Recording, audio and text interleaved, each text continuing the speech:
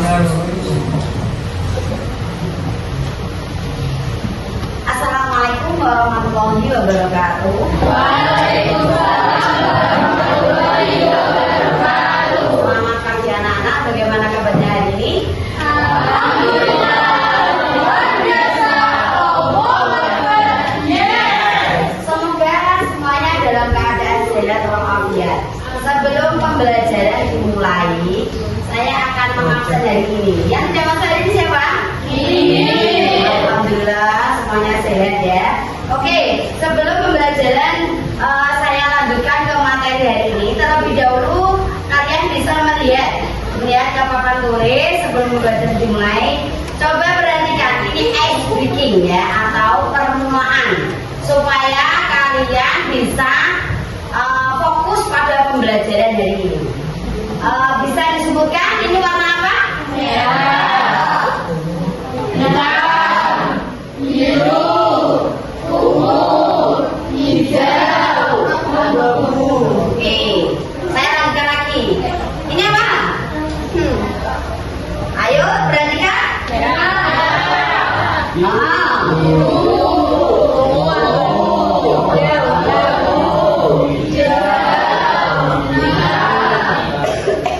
Masih belum fokus. Coba perhatikan. Sebutkan warnanya, bukan tulisannya. Warnanya apa?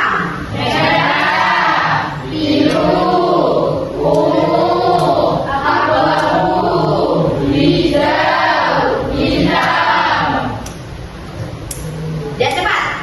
Merah, kuning, biru, hijau, ungu, hitam, biru, hitam, merah. Masih belum fokus. Oke ya. Ini bukan yang dibaca, bukan tulisannya, tapi warnanya. Ya. Warnanya apa? Yang ada di papan tulis ini. Coba warnanya apa?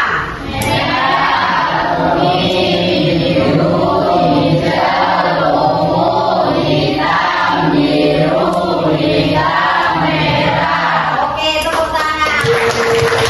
Oke, jadi kalian hari ini sudah fokus ya.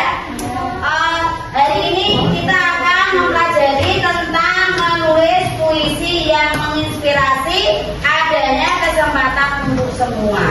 Topik bahasa cinta bahasa Indonesia hari ini adalah cinta ilmu. Literasi sebagai sumber ilmu.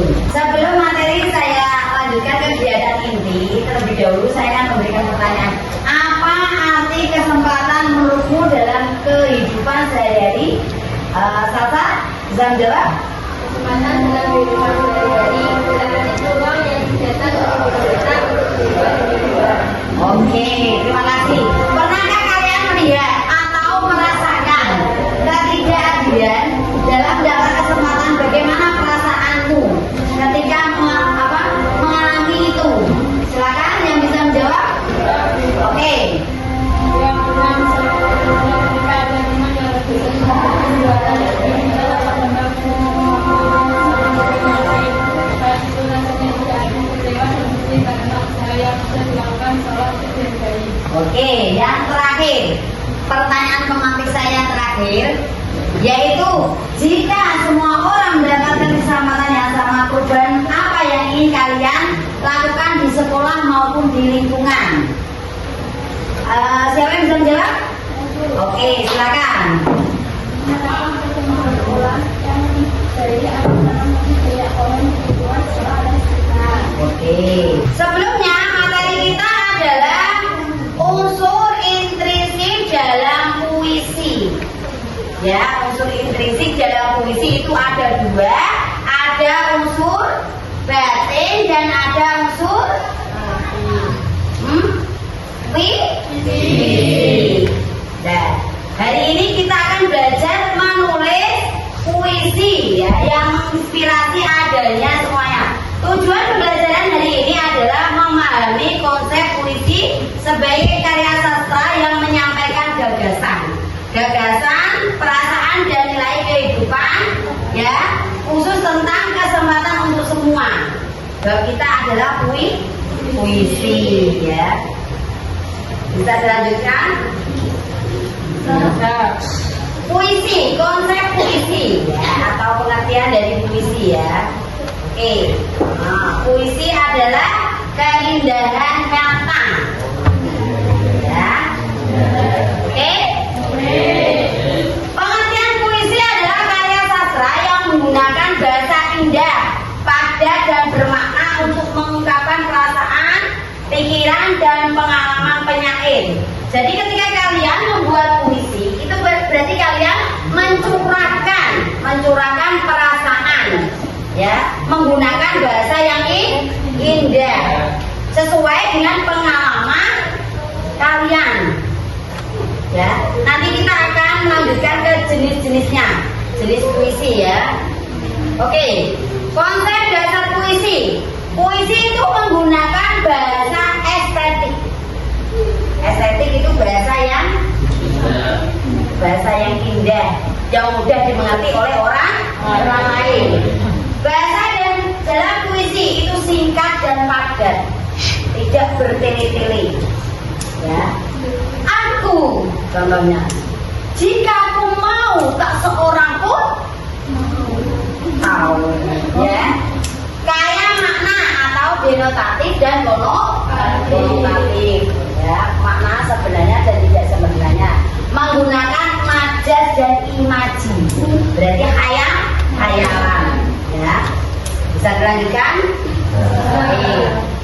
Puisi itu bersifat imajinatif. Puisi itu membangkitkan apa? Bayangan kata-kata, bayangan ketika kita merasa sedih. Bayangan kita adalah kata-kata yang sedih. Emosi, kalau kita sedih pasti kita mempunyai emosi yang suka menangis. Bahagia itu kita akan terlihat ceria emosinya. Pengalaman batin pembaca, jadi pembaca ketika membaca puisi kalian dalam keadaan sedih, emosi sedih, pasti membaca akan merasakan apa yang mau diungkapkan oleh penyair.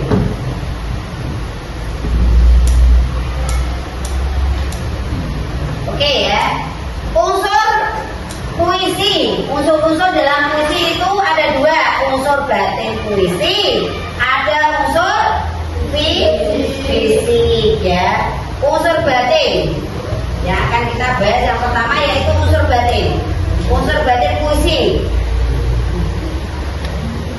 Nah, ada tema, pokok pikiran atau gagasan utama dalam puisi.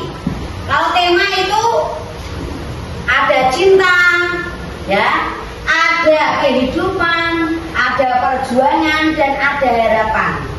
Jadi tema dengan judul puisi itu berbeda. Kalau judulnya cinta kita akan abadi selamanya, berarti temanya itu adalah cinta sejati. Rasa, ya, perasaan penyair terhadap tema yang dibahas. Kalau temanya tentang cinta, berarti itu menunjukkan apa? Rasanya itu bahagia.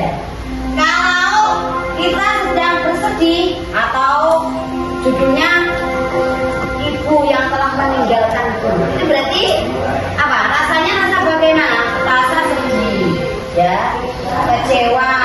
Yang ketiga ada nada, sikap penyair kepada pembaca, ya. Nah, penyair itu menyajikan sebuah puisi itu biasanya itu di dalamnya ada nasihat. Di dalamnya terdapat nasihat, mengajak, menyindir dan mengkritik. Ya. Yang terakhir, unsur batin puisi ada amanat, pesan atau nilai yang ingin disampaikan oleh penyair. Yang selanjutnya yang kedua ada unsur fisik. Ya. Yang selanjutnya ada unsur fisik. Ada diksi. Diksi itu pilihan kata. Jadi ketika kita membuat puisi, pilihan kata itu harus yang indah. Ya.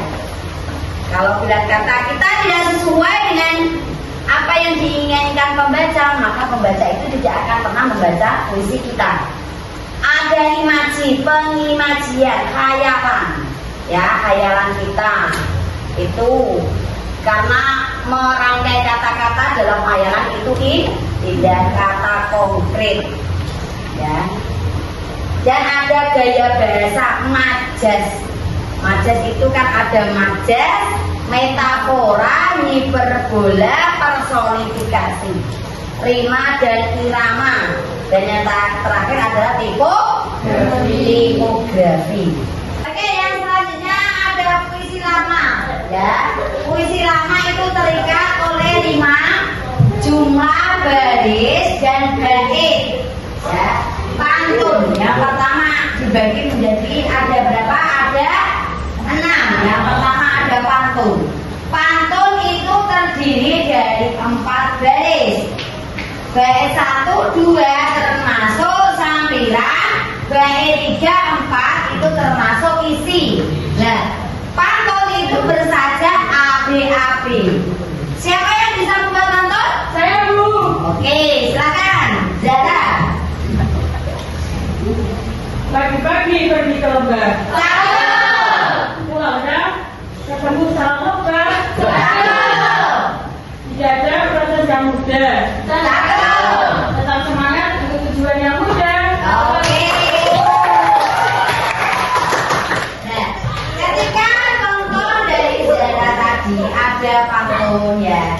Nah, untuk bait 1, 2 sambilan isinya ada di bait 3 dan 4. Yang kedua ada syair. Syair itu adalah terdiri dari 4 baris. Ya, baris 1, 2, 3, 4 semuanya diisi. Nah, bersaja A berisi nasihat atau cerita. Siapa yang bisa membuat syair? Saya, Bu. Oke, silakan. Nanti siapa? Andika, silakan. Dengarlah wahai anak muda, Cakep. nasihat bijak penuh makna. Oke, bagus. Rajin belajar sepanjang masa untuk mencapai cita-cita mulia. Jadi dari contoh Andika tadi dapat dilihat bahwa itu termasuk nasihat. Kalau kita belajar sampai tua, terus kita sukses, maka akan bahagia, ya toh? Ya intinya kita harus belajar supaya tercapai cita-cita. Yang ketiga ada gurindam. Gurindam terdiri dari 2 baris, ya. Baris 1, 2, 1 sebab, 2 akibat. Berisi petua. Petua itu nasihat. Siapa yang bisa membuat contoh gurindam? Siapa yang bisa membuat? Ayo, Naja. Ayo, Naja. Barang siapa mengenal diri maka ia mengenal Tuhannya. Barang siapa Mengenal diri maka ia mengenal Tuhannya. itu berarti termasuk nasihat. Ya. Yang keempat ada mantra berkaitan dengan kepercayaan atau mistis. Ya, mantra itu biasanya itu kayak kepercayaan dari desa sendiri ya. Oke ya, puisi lama ya, ada mantra, karmina dan talibu. Sekarang pembagian jenis-jenis puisi yang terakhir ada puisi kontemporer, puisi modern yang bebas dari aturan, sering unik dan sering eksperimental, tidak terikat rima atau tidak bersaja ya, bisa berbentuk visual atau permainan kata. Ya. Jenis puisi berdasarkan isinya. Ya, jenis puisi berdasarkan isinya. Yang pertama ada puisi lirik. Ya, ungkapan perasaan pribadi, puisi naratif menceritakan tentang kisah. Pernahkah kalian membaca puisi lirik? Ya, puisi lirik itu puisi yang ada lagunya, ya. Kayak ketika tahun 2005 kan ada tsunami, ya di situ lagu EBGAD itu dibuat puisi, jadi diiringi dengan lagu puisi. Ada puisi naratif menceritakan kisah, ya, puisi yang menceritakan kisah. Puisi deskripsi itu menggambarkan suasana atau objek yang akan dibuat puisi. Contoh, ketika kalian melihat gambar, di situ ada kesempatan untuk semua. Nah, itu gambar untuk membuat sebuah puisi. Puisi reflektif, renungan hidup.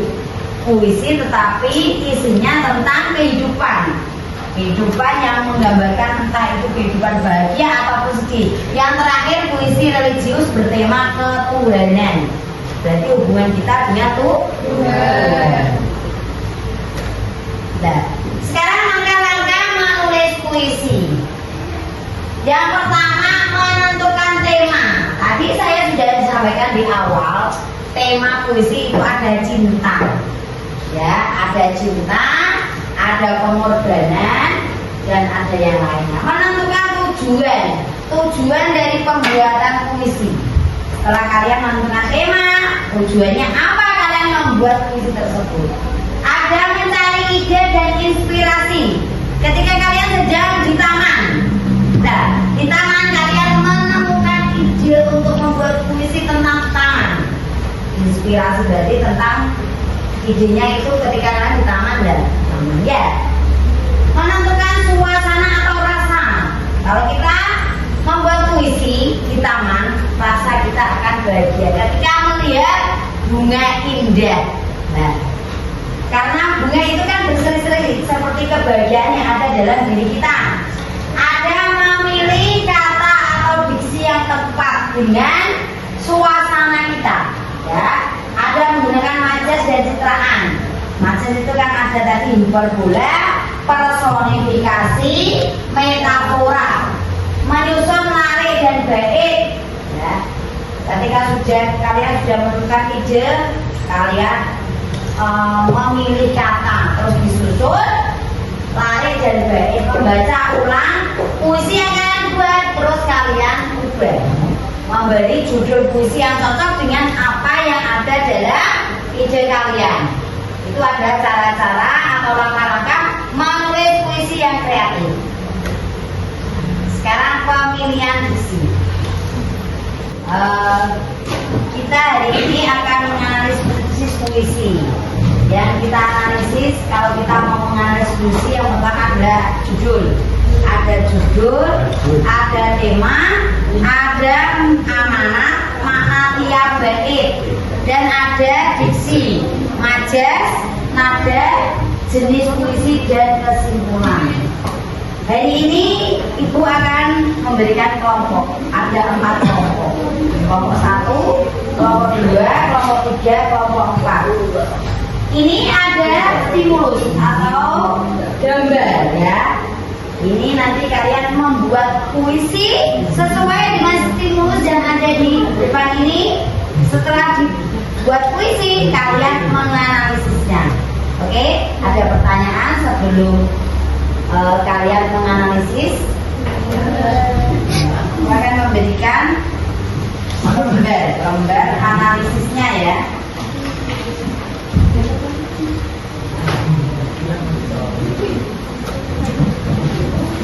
Ini kelompok 4.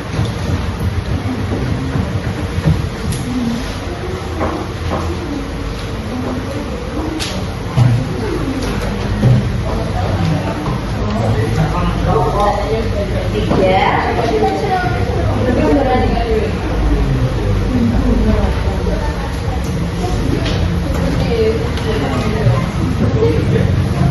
Kelompok 2.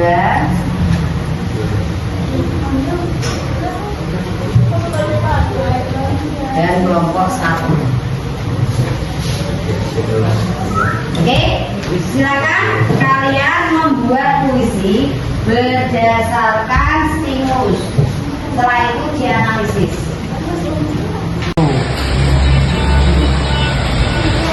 Sebenarnya kalau dari tiga kita tulis namun bukan tak pernah memilih.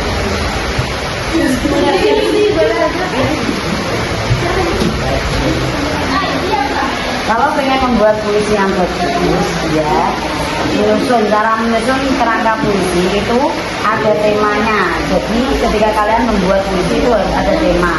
Tuliskan tema di sini, judul puisi, amanat, suasana atau nada puisi. Ini ketika kamu memilih segi yang dibuat jadi saja, diksi, pilihan kata kuncinya, tulis 5 atau 8 kunci yang akan digunakan dalam puisi.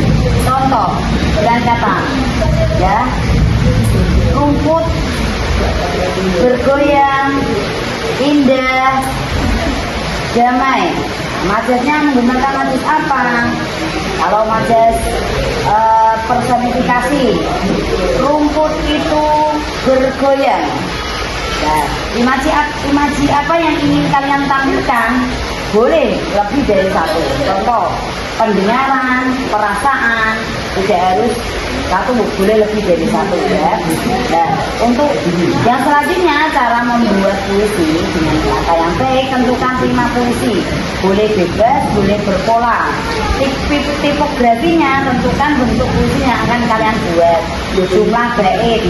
Kalau jumlahnya 5, tulis 5. Jumlah baris tiap bait. Ada berapa bait? Nah, sekarang penutup puisi itu tuliskan gambaran akhir puisi, harapan, kesimpulan dan pesan kuat dalam puisi. Bagaimana perasaanmu setelah menyusun kerangka puisi ini? Bagaimana, sudah paham? Oke ya, dilanjutkan ya.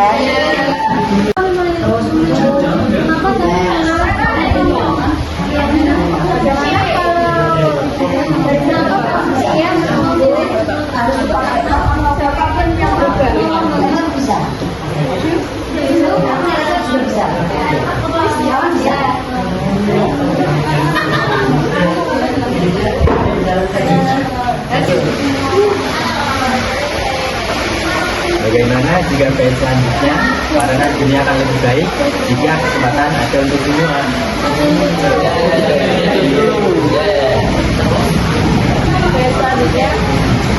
Kesempatan tumbuh saat kita berbagi, saling menopang dan menguatkan.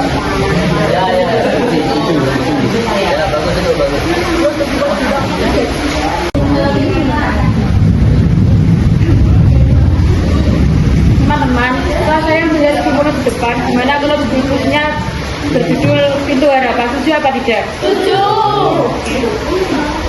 Kamu baik pertamanya setiap hari membuka cerita baru, apakah bagus? Bagus. Ya itu aja. Bait keduanya tentang suatu keyakinan ya. Ya. Jadi yang ketiganya kesempatan berdiri di depan pintu.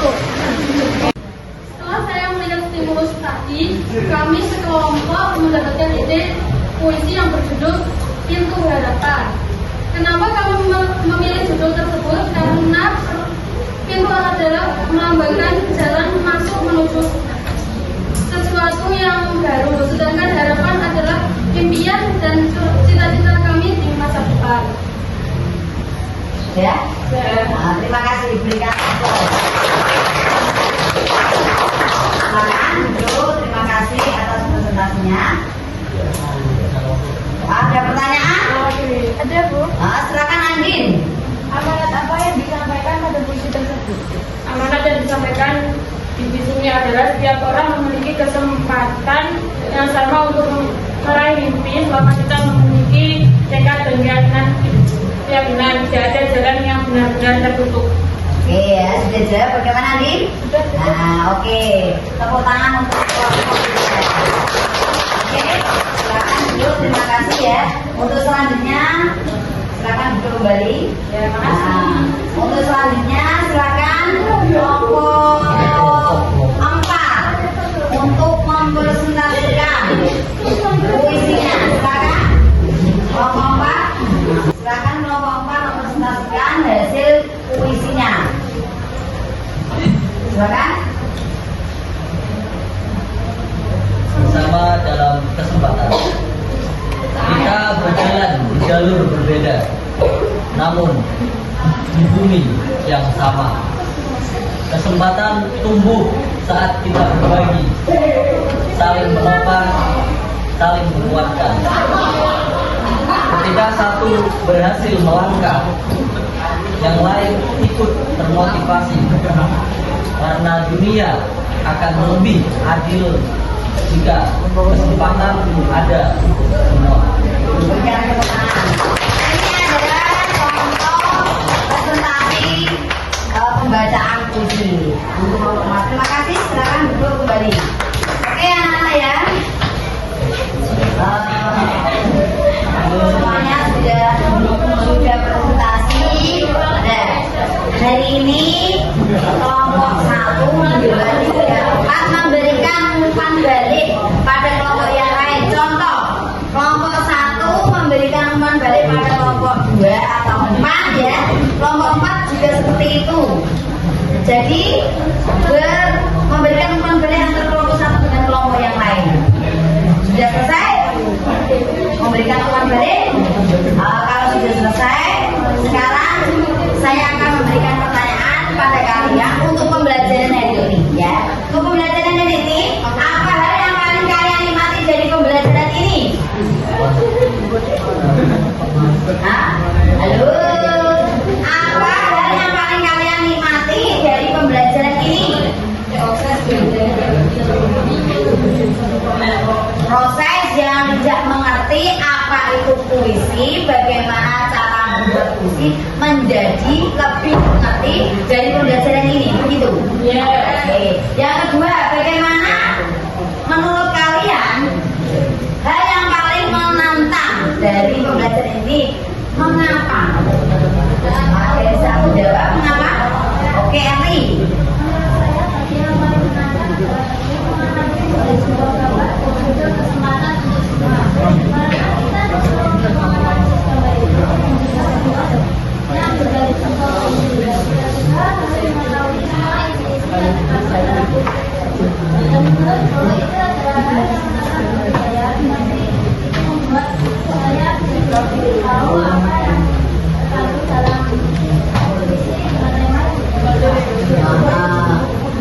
Dengan diberikan stimulus, kita bisa menganalisis apa yang ada dalam stimulus tersebut, sehingga kita bisa membuat puisi. Yang terakhir, ide apa yang kalian miliki untuk proyek puisi selanjutnya? Ya, Nadine. Yang saya miliki yaitu proyek misi visual, proyek media. Oke, terima kasih. Kesimpulan pada pembelajaran ini yaitu kita telah belajar menulis puisi yang menginspirasi tentang adanya kesempatan untuk semua yang telah memahami bahwa puisi itu ternyata mudah kalau kita memahami ya bagaimana cara pembuatannya, unsurnya, jenisnya. Ya, ketika kita melihat stimulus maka kita bisa membuatnya. Dan bagaimana cara kita untuk menyusun kerangka puisi. Tepuk tangan untuk kita semua. Terima kasih.